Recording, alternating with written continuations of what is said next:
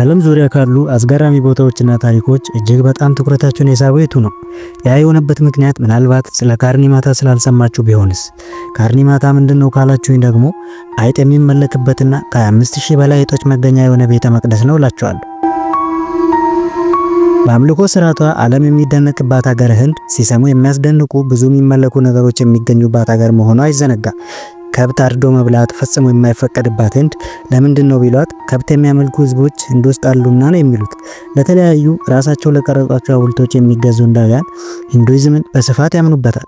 ከ100 በላይ የሚያመልኳቸው አማልክት ያሏቸው ሲሆን በዓለም ዙሪያ በስፋት ከተስፋፉት እምነቶች ውስጥም እስልምና፣ ቡዲዝምና ክርስትናም ያለባት ሀገር መሆኗ አይዘነጋም።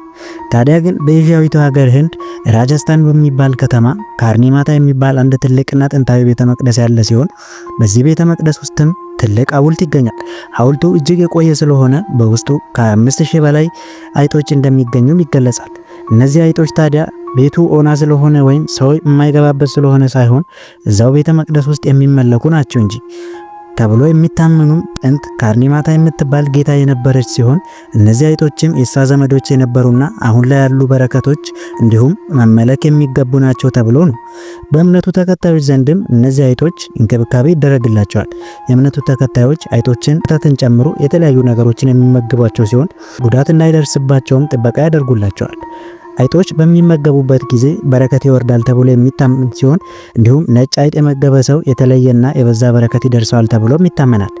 በዚህ ብቻ የሚያበቃ ሳይሆን ከተለያዩ የዓለም ሀገራት ከ20,000 በላይ ተጓዦች ወደ ቦታ የሚተሙ ሲሆን አይጦችን መግቦ አይጦች የሚያተርፉትን እንዲመገቡ ይደረጋል። ይህም ለህይወት በረከትና እድልን ያመጣል ተብሎ ይታመናል። በተጨማሪም ልጆቻቸውን ይዘው የሚጓዙ ሲሆን ለልጆቻቸውም እድገት ትልቅ ሚና እንዳለው ያምናሉ።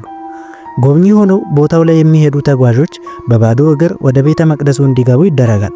አይጦቹም ቢሆን ብዙ ጎብኚዎች ያለማመዷቸው ስለሆነ ሰው ሲያዩ የማይፈሩና የማይበረግጉ ናቸው። እንዲሁም ከሰው እጅ ላይ መብላት ለምደዋል።